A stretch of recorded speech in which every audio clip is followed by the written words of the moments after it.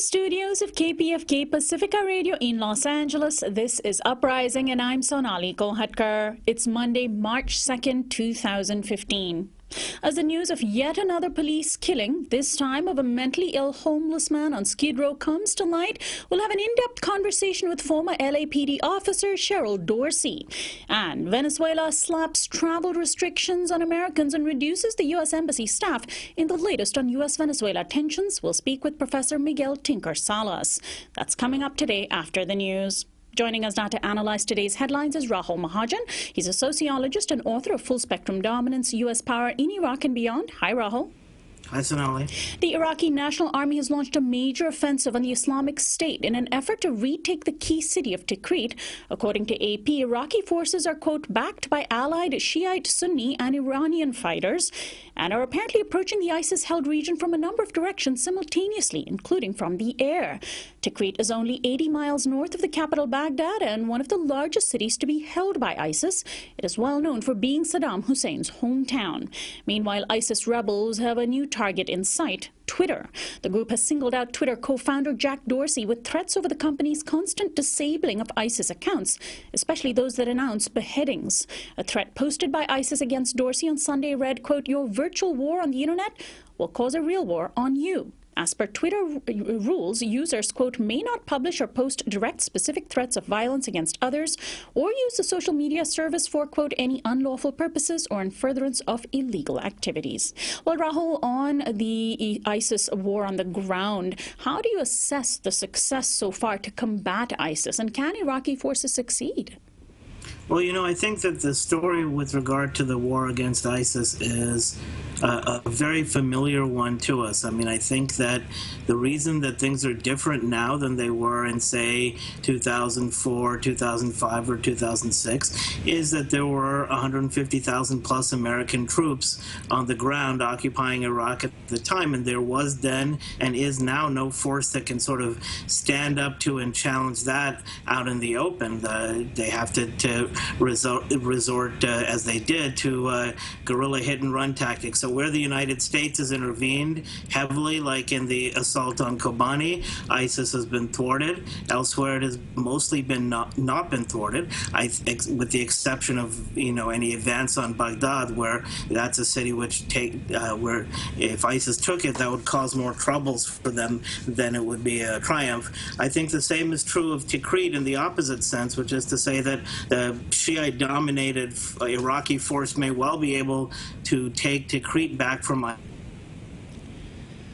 And U.S. and Iranian officials are continuing high-level talks in Geneva today in an effort to hammer out an agreement that will satisfy U.S. fears of a nuclear program and Iran's desire to end sanctions. U.S. Secretary of State John Kerry has personally invested much in talks with his counterpart, Iranian Foreign Minister Mohammad Javad Zarif, in a relationship that has angered most prominently Israeli Prime Minister Benjamin Netanyahu. Netanyahu last week openly admitted that he would, quote, do everything that I can to prevent this agreement, and has just arrived in the U.S. for a controversial two-day visit.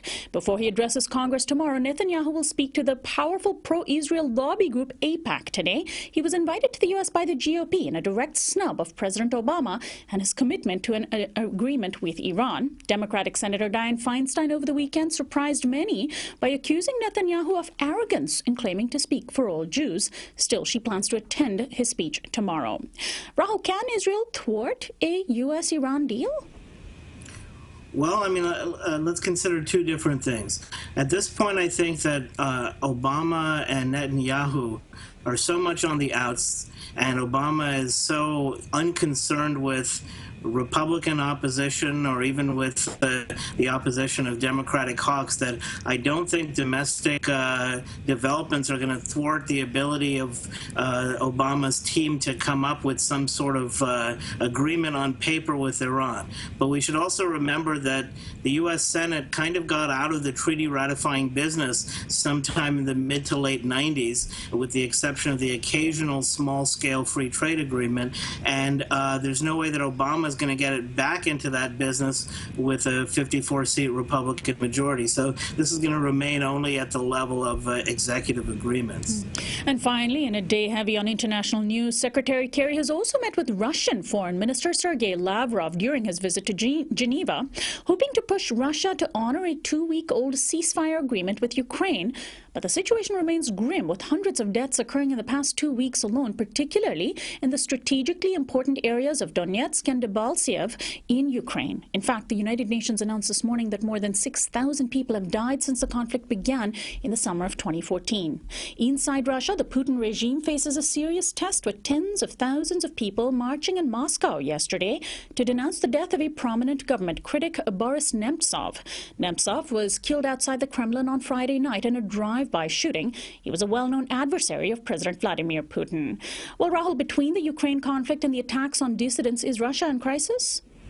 Well, I think that there are a number of sort of indications of Russia, first of all, of Russia as a country being in crisis, and second, of whatever pathetic remnants of liberal democracy are there being in crisis. So, with the first, the Ukraine war, the crackdowns on dissidents, those are certainly indications. I think probably a bigger story for Russia right now is the precipitous drop in the world market price of oil, even though it's made somewhat of a recovery in the past month. That's going to heavily impact an economy that is based almost entirely on extractive industries and export. In terms of liberal democracy, I would also add to that catalog the growing sort of nexus between the state and the Orthodox Church, almost sort of a revival of the situation under Tsarism. Well, Rahul Mahajan, I want to thank you so much for joining us, and we'll talk to you again next week. See you then. Rahul Mahajan is a sociologist and author of Full Spectrum Dominance, U.S. Power in Iraq and Beyond. This is Uprising. We'll be right back.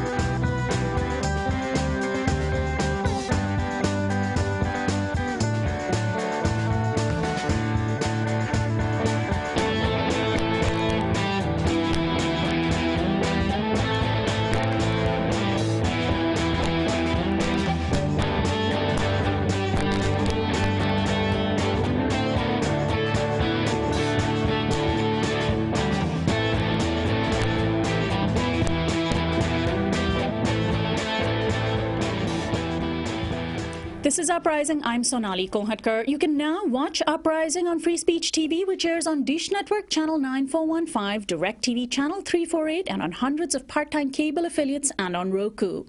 The Los Angeles Police Department is under fire once more for the killing of an unarmed man. A violent encounter in Skid Row in downtown LA yesterday between 4 officers and a mentally ill homeless man, identified only by his nickname Africa, resulted in 5 shots from 3 of the officers. Video of the encounter from a bystander was posted online and has already been viewed more than 6 million times. Here's a clip of that video for our TV audience. Please be warned, it is graphic.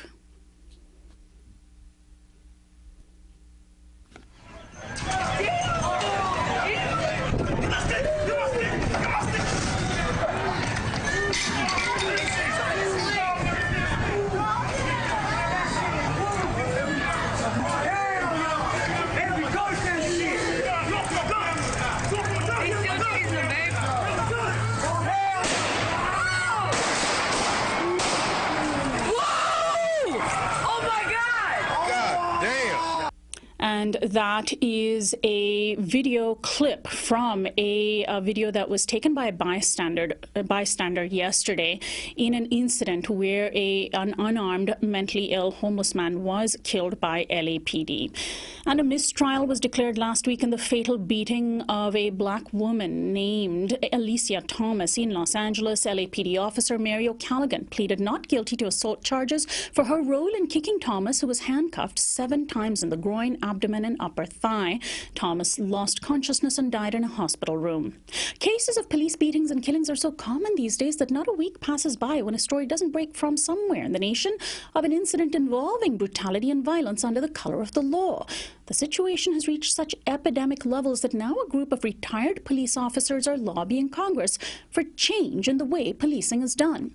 The National Coalition of Law Enforcement Officers for Justice, Reform and Accountability traveled to Washington, D.C. last week to meet with lawmakers. One of them now joins me in studio. Cheryl Dorsey is a retired LAPD sergeant. She's been on the force since 1980. She is the author of The Creation of a Manifesto, Black and Blue. Welcome to Uprising, Cheryl. Thank you for having me. Thanks so much for joining us. Well, first let's talk about this shooting yesterday on Skid Row. The LAPD said, quote, "It's clear there was a struggle for the officer's gun." I mean, it amazes me how often unarmed people seem to want to lunge towards the guns of armed police who are trained to kill anyone who does such a thing. And honestly, I don't buy it, and I think a lot of people aren't buying the same excuse that's trotted out over and over again. He lunged for my gun, he was grabbing for my gun, so I had to shoot him. How do you respond to that? Well, you know, in this instance, we have the video, and we do see that there was an altercation between the mentally ill man and the police. And so this is a little different than some of the other stories that we've heard. And understand that police officers are given great deference, right? So as an authority figure, when we say a thing, people want to believe that what we're saying is truthful.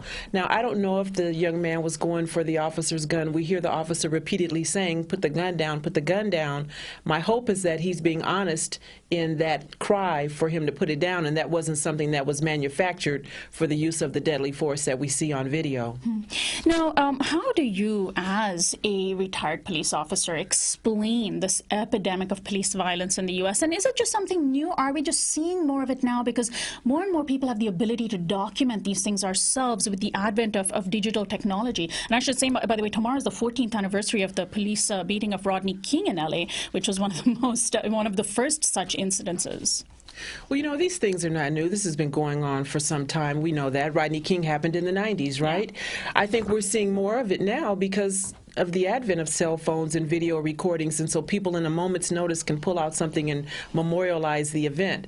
But what I think happens is I think that sometimes officers become personally involved in a situation. And I think when you become personally involved, I think you're able to lose your humanity. And I think that what we've seen across the nation is what I call contempt of cop. And that is, if I'm a police officer and I give you an order and you don't follow it, you make me mad, there's a price to pay. That price could be a traffic ticket. That price could be, I could put you in jail on a Friday and you can't bail out and you spend the weekend in jail. On Monday, it's a district attorney reject because there was insufficient probable cause to arrest you. Or you could pay the ultimate price, and that's with your life, as in the case of Eric Garner, when he didn't do what that officer told him to do, which was turn around. As in the case of Mike Brown, when he didn't get out of the street like Darren Wilson told him to. Here in Los Angeles, we have Ezell Ford, who LAPD wanted to talk with him about what I don't know, and he didn't want to talk. He didn't stop. They grabbed him, and then they created a situation to use deadly force.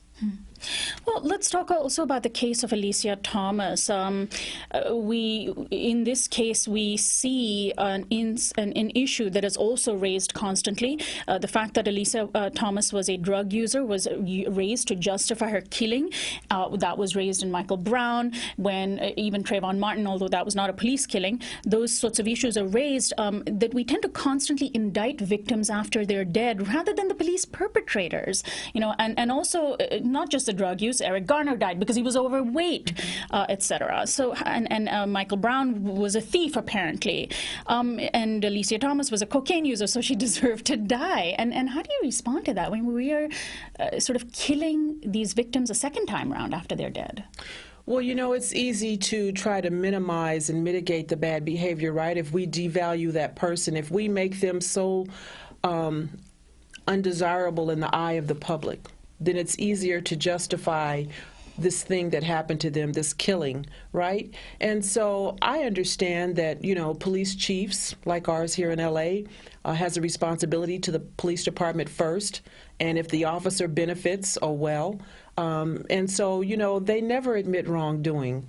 And I don't understand why, if you really want to change things, if you really want to engender the trust of the community, it might be in your best interest, Chief Beck, to every now and again say, maybe we could have done something differently, because no one gets it right 100% of the time. And so if we don't admit that there's a problem, then how do we even begin to change that thing that they say is not broken? So one of the solutions that have been offered by police and embraced to an extent by police are body-worn cameras. And there are, of course, cameras on the dashboards of police vehicles. In the case of Alicia Thomas, that footage of this woman being kicked by a female officer was actually kept from jurors because they thought it would, quote, potentially taint the opinion of the jurors. But I mean, isn't that evidence?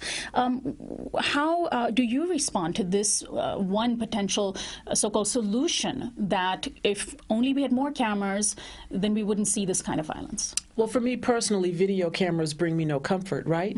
Because we have so many instances and examples of things that have been documented and memorialized on video, yet we have grand juries who, seeing those video images, still find in the officers' behalf, because again, great deference is given to police officers. And so video, no video, unless and until we get the public, I think, to understand that sometimes police officers are dishonest by happenstance or just because they're dishonest.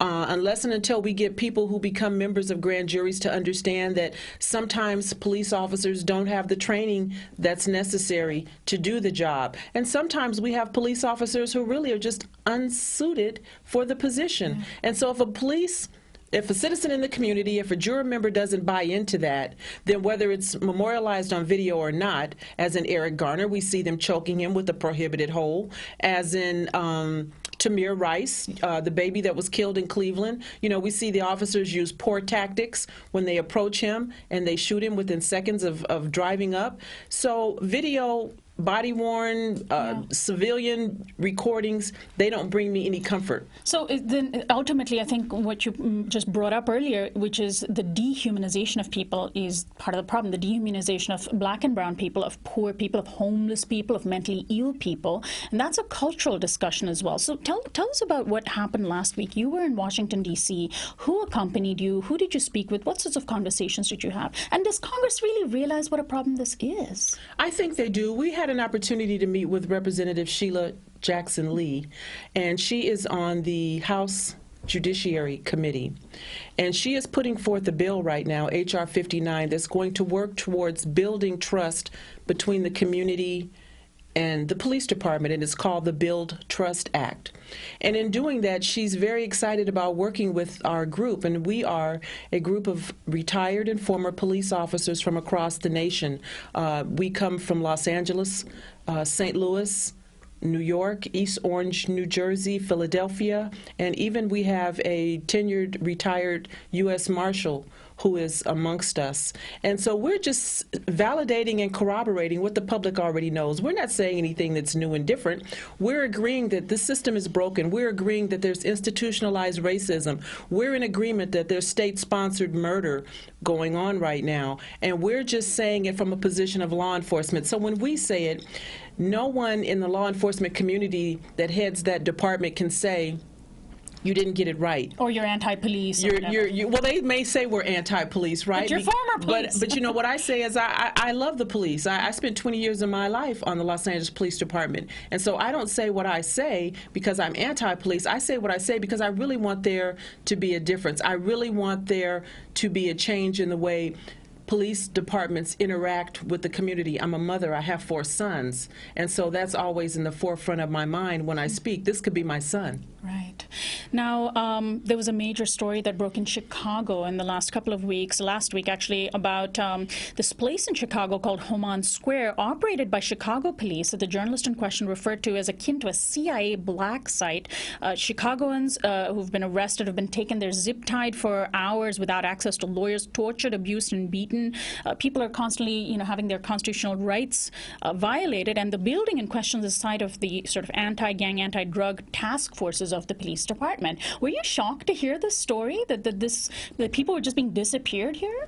Well, nothing surprises me, and I've heard and seen some things during my 20 years on LAPD that one would think if I had not been a part of that during that time, I would think there's no way. We had the Rampart scandal where we had officers who were shooting gang members, and I would think that a police officer would never do that. And so it doesn't surprise me. And unless and until there's a consequence for that bad behavior, as long as police officers can hide behind the police department, as long as police heads can say, I'm not going to discuss this bad behavior because it's a personnel matter and it's confidential.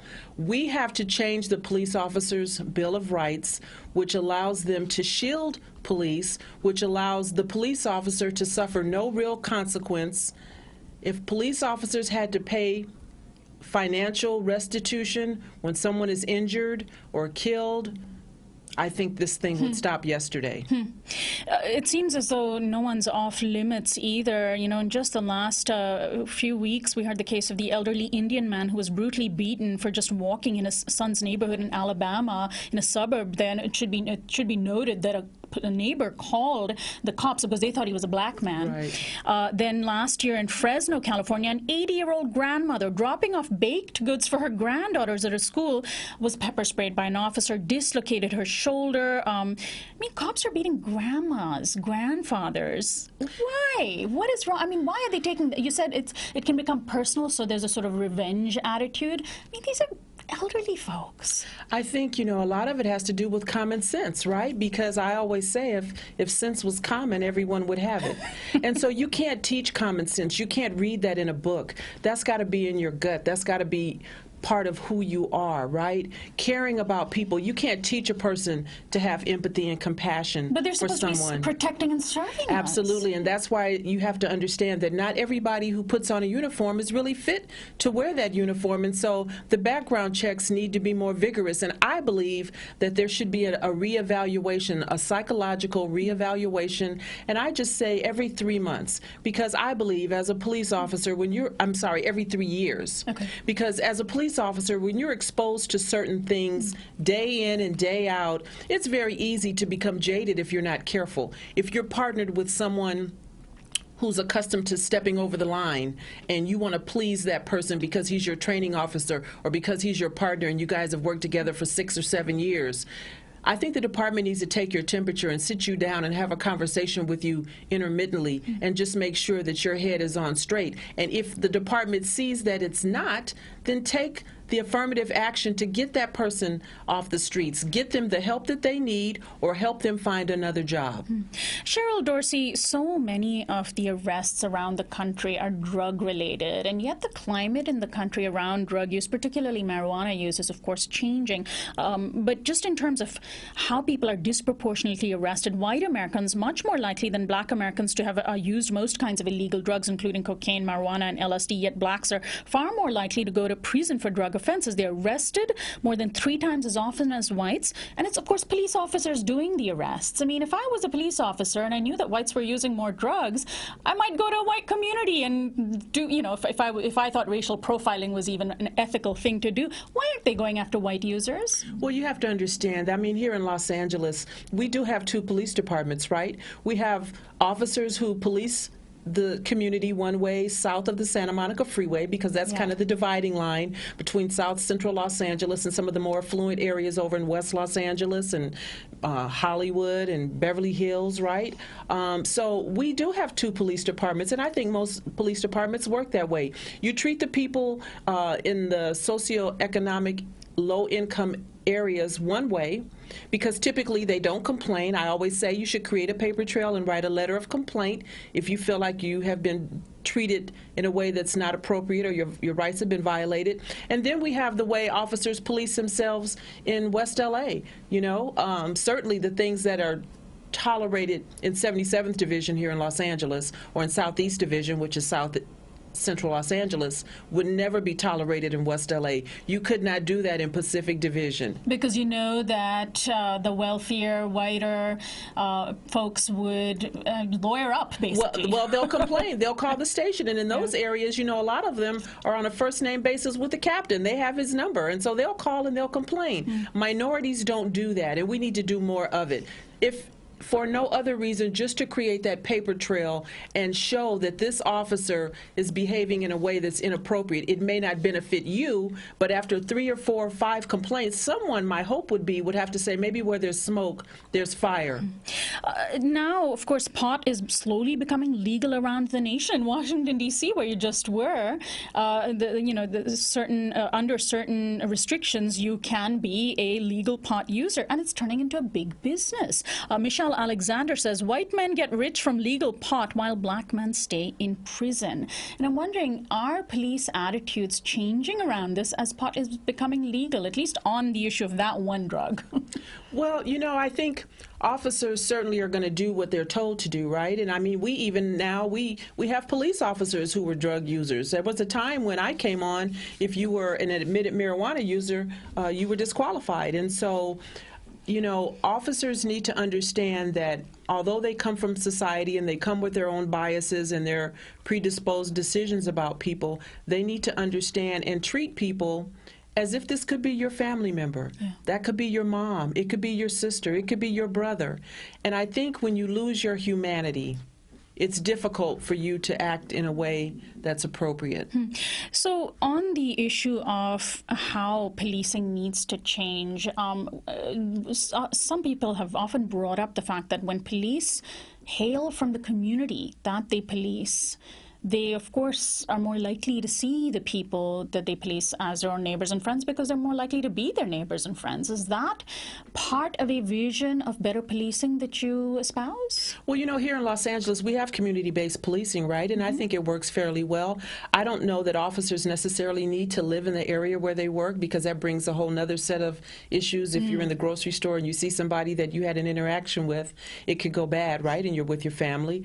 But I think if officers get to know the community. There was an incident not too long ago where, I think it was in Alabama, a police officer was called to a store where a grandmother had stolen some eggs. And he knew this lady and he knew her situation and he felt compassion for her. And rather than arrest her, he went and bought her a dozen eggs. She was stealing 2 or 3. And he did that, and he said, because I know her, and I'm familiar with her situation. And so I think if officers around the nation would get to know the community, just get to know them, spend some time with them, you know, go to community meetings, have a real engagement. And then I think you can see them as a human being as opposed to a statistic. Now, Cheryl Dorsey, going back to the issue of the role of the federal government and the power that Congress may have, FBI Director James Comey has publicly come out and talked about this problem with police violence. One of the things he's addressed that many people have brought up as an issue is that there's no requirement anymore for there to be a federal database of police killings, and hopefully that will change. But the other part that the federal government bears responsibility for is literally arming police departments with the weapons of war and the militarization of police departments, giving them surplus weapons that are meant for the battlefields of Iraq. Is that an issue that's being addressed? And how troubled are you by it? Well, I'm certainly bothered by the militarization of police departments. And I think we're going to have legislation on a federal level that will address this problem for police departments state to state, right? Because otherwise you'll have a disparity in terms of how police agencies move and act with the community. And I think my hope is that we will have legislation, and that's why we're excited to talk to Sheila Jackson Lee about the kinds of things that we think are common sense proposals. Certainly there needs to be reform. There definitely needs to be accountability. That's what we hear from the victim families is they want someone to be accountable for this thing that was done.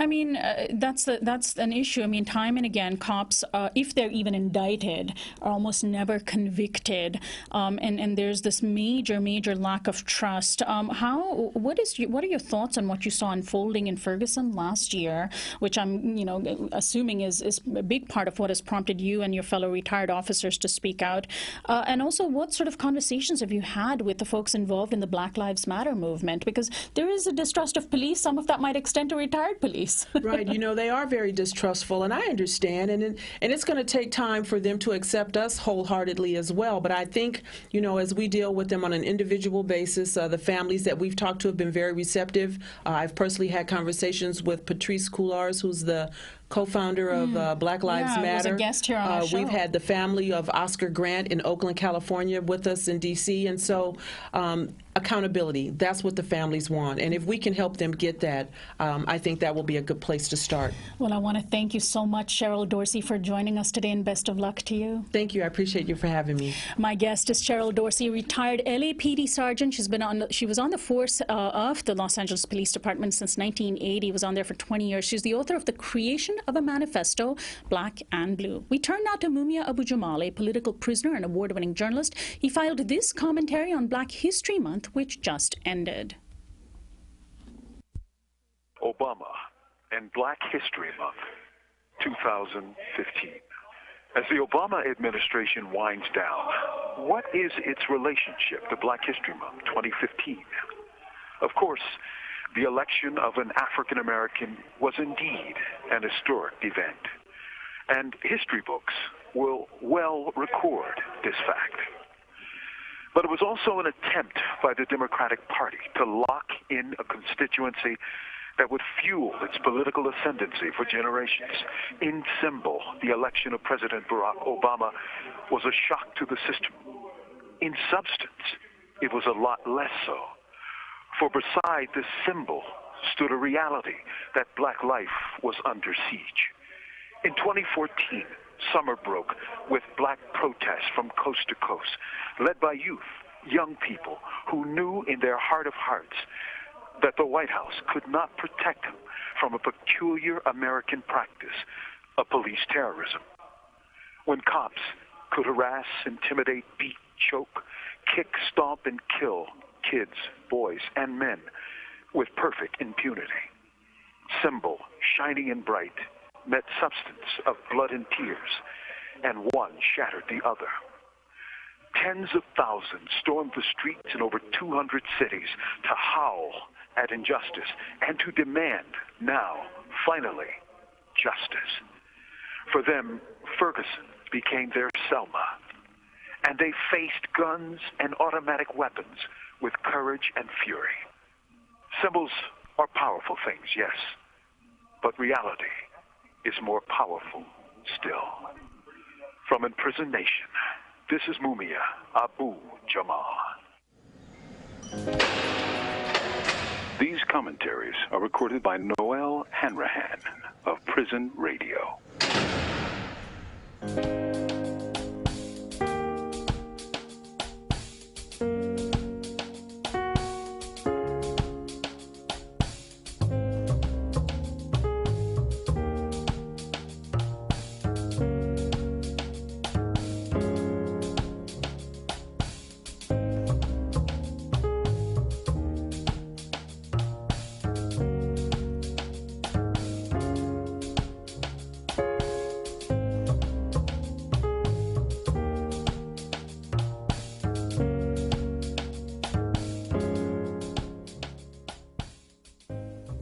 Welcome back to Uprising. I'm Sonali Kohatkar. You can now subscribe for direct access to all our shows online at youtube.com/uprising with Sonali. Your subscription sustains the TV production of Uprising. Venezuelan President Nicolas Maduro over the weekend announced a reduction in the staff of the U.S. Embassy and new travel restrictions for Americans to Venezuela. The government also released a number of U.S. missionaries who had been detained and allowed them to return home. The moves are part of a new crisis emerging in Venezuela over the past 2 weeks, centered on government allegations of a new coup attempt labeled the Blue Coup. Authorities acting on orders of Venezuelan President Maduro arrested Caracas Mayor Antonio Ledesma in mid-February. Ledesma will face trial for conspiracy against the government and is a longtime right-wing politician and prominent member of the Venezuelan opposition, which last year mobilized thousands of people in street protests, resulting in the killing of 43 people. He's being held in the same facility as another right-wing politician arrested last year, Leopoldo Lopez, for overseeing a plan called La Salida, or the Exit, to overturn the Maduro government. Maduro took over from the late Hugo Chavez, a charismatic figure who who ushered in Venezuela's current socialist government. New protests in the wake of Ledesma's arrest are once more threatening to destabilize Venezuela. A 14-year-old boy named Kluivert Roa was killed after being shot with rubber bullets by government police at a demonstration in San Cristobal last week.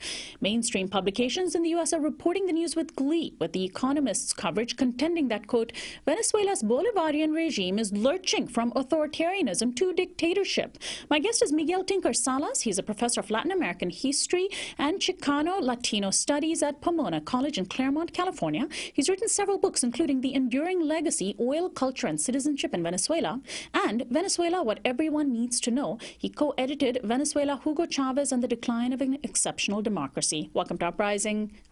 Thank you very much. Thanks so much for joining us, Miguel. So the New York Times last week published this editorial whose opening lines were, quote, listening to embattled President Nicolas Maduro of Venezuela ramble on for hours about an international right-wing conspiracy to oust him, it's clear that he would use any fabricated pretext to jail opposition leaders and crack down on dissent. In recent days, the government's claims have become outlandish and its repression of critics even more vicious. Miguel, was this just a fabricated conspiracy? What evidence is there that Ledesma and others were involved in a coup attempt? We know that there has been a constant effort at destabilizing Venezuelan government and society and politics. We know that there was a historical amnesia on the part of the New York Times that celebrated the 2002 coup against Hugo Chavez. And this is a newspaper that historically has taken a very, very strident position against Venezuela. So while 43 people were killed in protests last year on both sides of the political spectrum, including police and National Guardsmen, the New York Times blames the government for these deaths, even though they occurred on both sides of the political spectrum, and yet they remain silent about the 43 students that were killed in Mexico. So again, they have a very clear position on the issue of Venezuela. So on Mexico, where there's 100,000 dead and a real humanitarian crisis, they say almost nothing. And on Venezuela, they constantly pressure Venezuela and highlight issues of Venezuela simply to mock the government. So in other words, absence of toilet paper, absence of toothpaste or condoms or other issues are used to mock the government, when in other countries like Mexico, which are U.S. allies, people don't even have access to basic services and food. So I think we have to be clear as to what the objective of the New York Times is. Now, obviously, in the question of coups, we have evidence now, at least the government has provided evidence, that there was individuals in the military discussing. They provided evidence last Thursday, of an individual in the military that now has said that he was approached by others to destabilize the government and to stage a coup. Now, I would really urge the government to publicize this, to make this very transparent, so that people can actually see and we can avoid these kind of issues about whether the government is overreacting or not. Now, I understand that Ledesma and a number of other opposition leaders, some of whom are jailed, signed onto a public letter called a National Transition Agreement. VenezuelaAnalysis.com, which is one of the few sources that seem to be unbiased, is reporting that there's evidence that Ledesma made several calls to a U.S. number and that a cache of weapons was discovered in the party headquarters of the opposition in Caracas.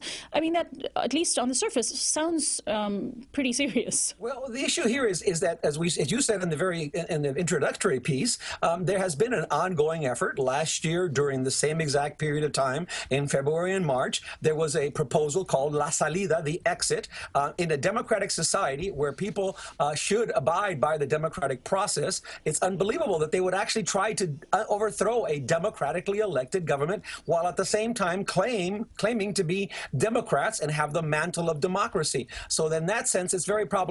This time, they shifted tactics and now call it La Transición, or the transition. Imagine if tomorrow the Republicans put out a document in the U.S. that said we now have a process to go for a transition to replace Obama before there's an election now, mind you. But we're still going to adopt the mantle or proclaim the mantle of being Democrats in this process. We're going to engage in efforts at destabilizing. We're going to try to approach the military. We're going to essentially essentially hoard products or halt production. We're going to follow the model that was applied in Chile against Salvador Allende in 1972 and 1973, yet we're going to proclaim to be Democrats. And this is the irony and the sad truth about what confronts Venezuela. Small d Democrats, I'm assuming you meant. Earlier this year, President Obama, and let's talk about what is emerging from the U.S. President Obama unveiled his national security strategy and said Venezuela was a threat. He said that he stressed support for Venezuelan citizens living in a country where, quote, democracy is at risk. Vice President Joe Biden reportedly hosted a Caribbean energy summit last month where he met with other Latin American leaders. And Maduro is saying that Biden told these other leaders privately to isolate Venezuela. He took that as a U.S. meddling in Venezuelan affairs. All of this is also fairly incriminating, and yet President Obama and the State Department have said they have nothing to do with any kind of coup attempt. Well, it's ironic, as you point out, that the U.S. under Bush adopted a policy of trying to isolate Venezuela much the same way. They referred to Venezuela as having a contagion that had to be isolated from the rest of the region. That is, they wanted to inoculate Latin America from Venezuela. And here we have now the Obama administration essentially continuing exactly the same policy with regards to Latin America in general and Venezuela in particular. In particular, what they're concerned about is that Venezuela, through the use of Petrocaribe and of a very direct diplomacy in the region, has displaced the U.S. in the Caribbean and in large parts of Central America. And so here's a double-edged sword they try to use. On the one hand, Venezuela has provided oil, not at discounted prices, but oil at long-term credit rates to the regions of Latin America. Therefore, they all are part of Petrocaribe, as well as part of the Union of South America, the CELAC, the Community of Latin American and South American Nations, so that they have really shifted away from dependence on the U.S., dependence on the OAS, and moved into a much more arena of inter-regional arrangements and solidarity. And that's what troubles the U.S., and in which Venezuela is playing a key role. And I think that's what really troubles Biden and also the Obama administration. And therefore, they've talked about launching a new Caribbean initiative, much the same way Reagan did previously or Bush did also. But the reality is that they really don't want to engage with the region on an equal basis, and that's the difference that Venezuela has in other countries. So they're worried, you're saying, about the influence of Venezuela in the region, and of course the U.S. has been trying to pick off allies and create allies in the continent and the region, Latin America in general, of course, historically. Let's talk about, I just want to quote what the State Department said in response to Maduro's claim. It released a statement, some of which you could say are debatable and arguable, but one sentence in particular stood out to me. It said the allegations made by the Venezuelan government that the United States is involved in coup plotting and destabilization are baseless and false. Fine, you can argue that. But then it goes on to say the United States does not support political transitions by non-constitutional means. I mean, that's a flat-out lie. It's done. No, it's a flat-out lie. Again, I want to suggest that they have historical amnesia. Here we have coups that go back throughout the 20th century in which the U.S. has been involved and in which U.S. presidents have recently actually apologized for, in the case of Guatemala, in the case of Chile. So that it's an irony that they want to now create again the notion that somehow they're not involved when we know for a fact that they were involved in 2002. We have an incident that's almost hilarious. At a meeting of military attaches, a U.S. military attache walks up to a Venezuelan general and mistakenly, he mistaken the individual as someone he was having a contact with and said, "How come you haven't called me? I have the materials ready for you." He mistaken and talked to someone that was actually pro-government. And that's how come we know the information. So for them to say that they're not having been doing this is absurd, and it really goes against the historical record.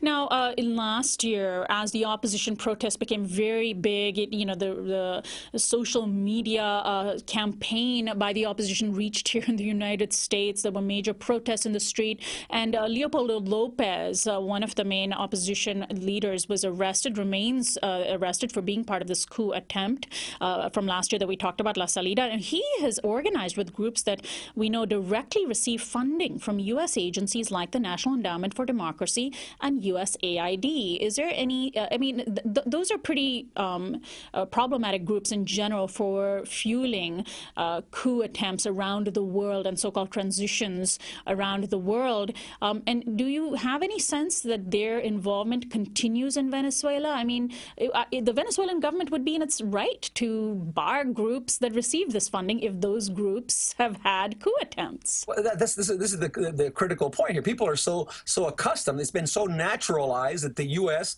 through its various so-called democratic endowment organizations, whether the National Endowment for Democracy, the Democratic Party Endowment for Democracy, the Republican Party Endowment for Democracy, USAID, or including the AFL-CIO, which at one point was also providing funds. People would come to the right-wing rallies, the opposition rallies. They had the best sound system. The stages were already set up. Of course, they were getting funds for all this, and they have been receiving funds for all this in order to destabilize. But I want to underscore something here. In terms of the social media and the issues last year, it's really ironic that all these Hollywood types all came out to condemn Venezuela, support human rights theoretically, yet on Mexico they've been silent. I really do think that this is really an interesting issue. Look at the last Oscars, in which last year during that time, actors and actresses made comments about Venezuela, human rights, and yet on Mexico they're silent. So again, it's very kind of biased notion of where democracy exists and where it doesn't, and how it's constructed. But again, that's what the role of the mainstream media has been, to create that matriz de opinión, or that notion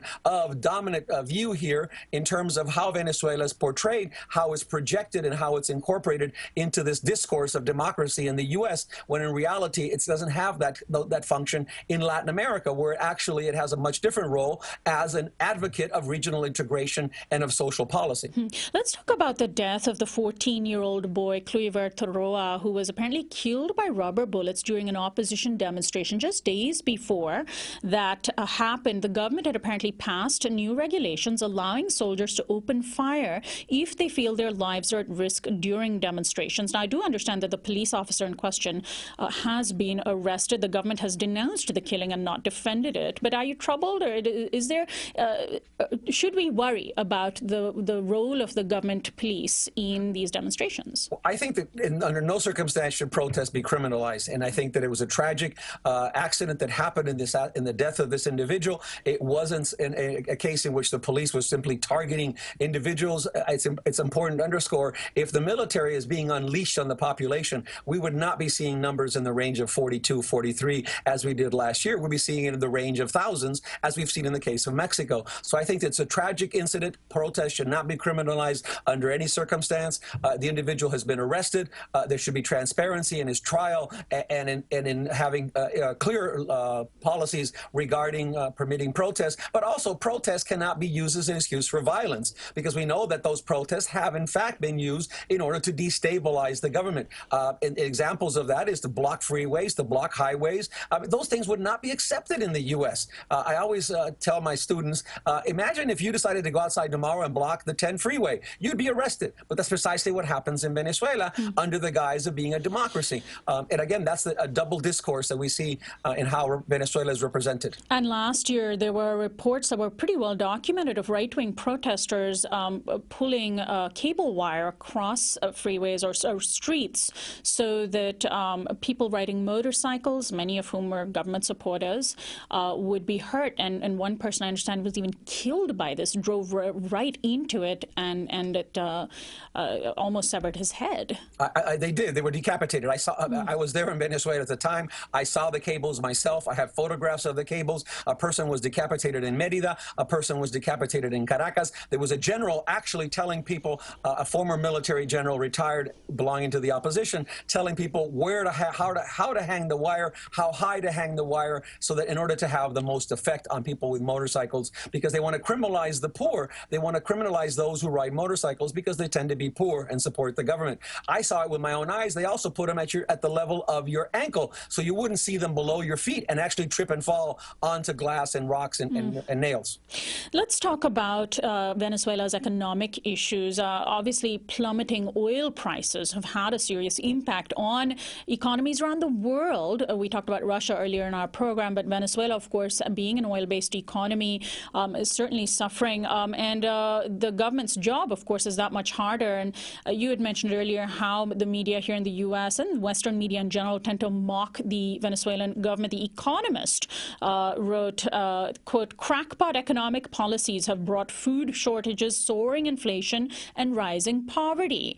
What is the Economist talking about here? What sort of crackpot economic policies are they talking about? Well, the crackpot economic policies is that 60% of the budget actually goes to social programs, and they would rather it to go to infrastructure in the oil company so they can produce more oil, so they can have a larger supply of oil on the world market. And also have privately owned oil. And privately owned, because that's the position of the opposition, is to return the oil company, PDVSA, back to private hands and not to have social programs. Undoubtedly, Venezuela is having an economic crisis. When oil was at $90 a barrel and now dropped to below 50, that has really contracted the economy. The economy depends wholly on oil. And even though they have reduced imports by something like 33%, 34%, they're still very much wholly dependent on oil and on the import of products to fulfill the increasing demand. The first thing to keep in mind is that Venezuela has seen dramatic increase in demand as the resources have now reached poorer sectors who can now consume. So there's greater and greater demand on the infrastructure to supply products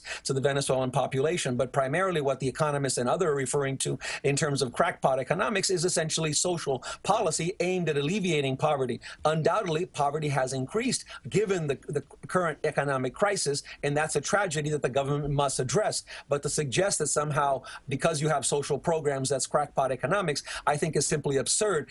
And again, let me highlight the example of what happens in a country like Mexico, where 50% of the population live in poverty and is portrayed as a model for Western development and neoliberal economics.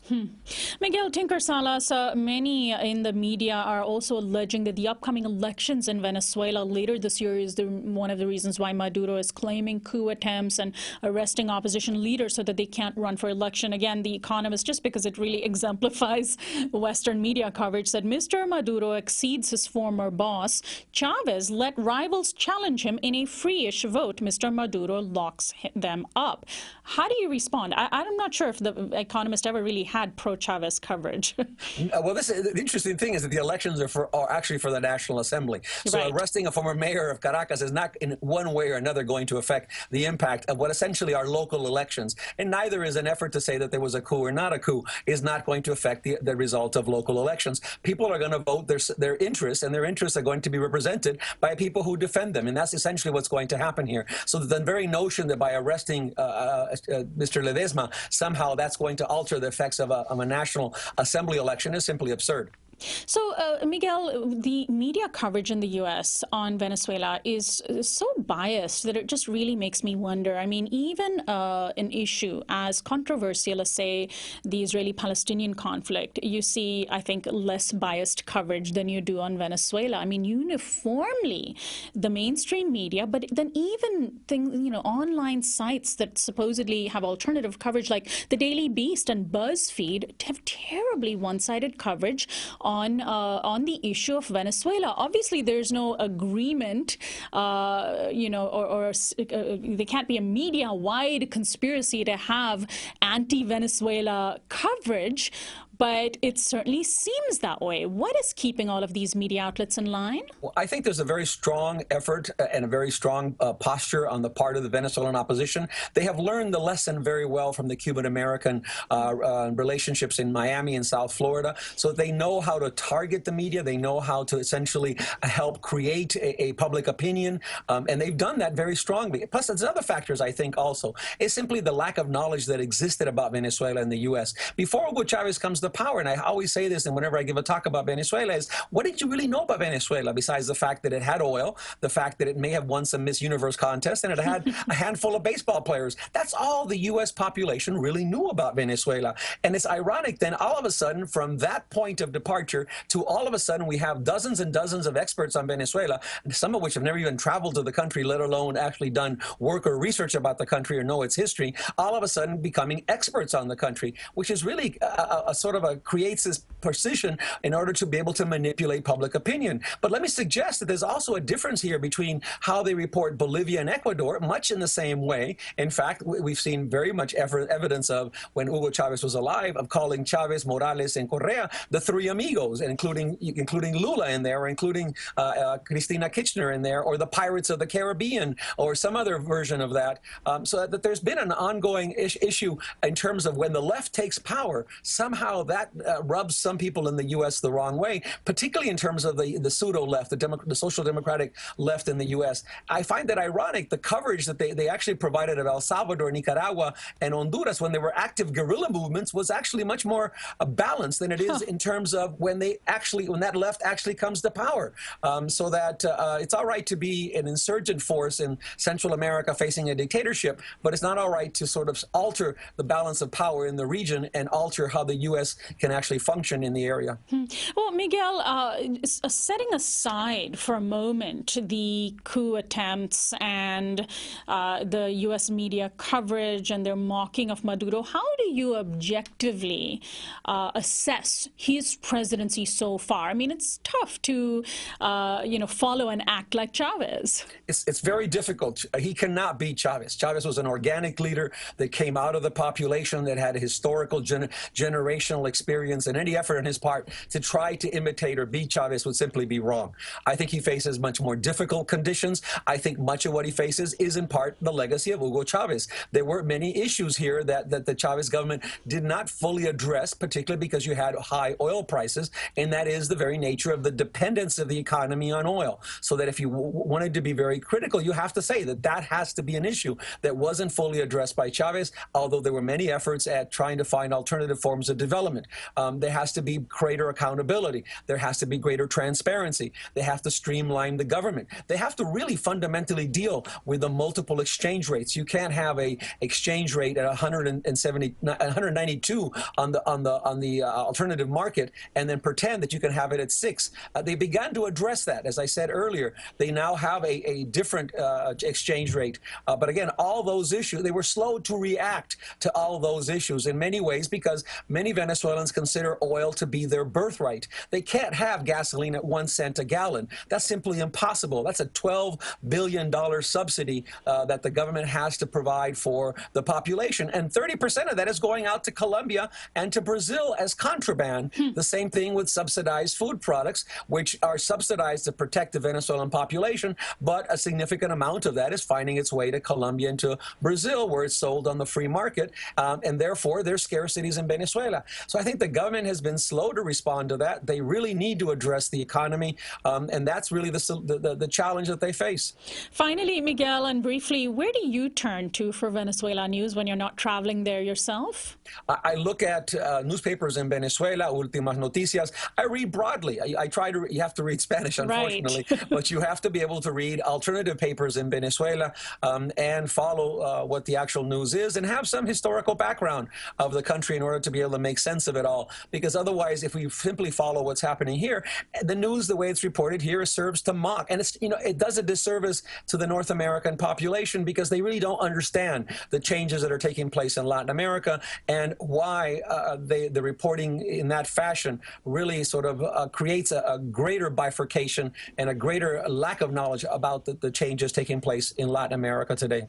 And I find that VenezuelaAnalysis.com, Telesur English, and RT are some of the good sources in the English language media on this. No doubt. For an English-speaking audience, I would recommend Venezuela Analysis. I would recommend Telesur in English and other sources you mentioned. Miguel, I want to thank you so much for your wide-ranging analysis on this issue, and best of luck. We'll surely have you back on. Thank you very much. Have a good day. My guest, Ms. Miguel Tinker Salas, is a professor of Latin American history and Chicano-Latino studies at Pomona College in Claremont, California. He's written several books, including The Enduring Legacy, Oil, Culture, and Citizenship in Venezuela, What Everyone Needs to Know. He's also co-edited Venezuela, Hugo Chavez, and the Decline of an Exceptional Democracy. This is Uprising. Bipasha Shom is our senior producer. Anna Buss is our assistant producer. Christian Beck is our production assistant. Jennifer McMartin is our research intern. Alexander Hobbs is our technical director. Federico Garcia and Jonathan Alexander are our audio engineers. Annie Mendoza is our social media coordinator. Subscribe to our YouTube channel at youtube.com/Uprising with Sonali. Our website is uprisingwithsonali.com. Our theme music is by Quetzal. I'm Sonali Kohatkar, host and executive producer of Uprising. I'll see you tomorrow.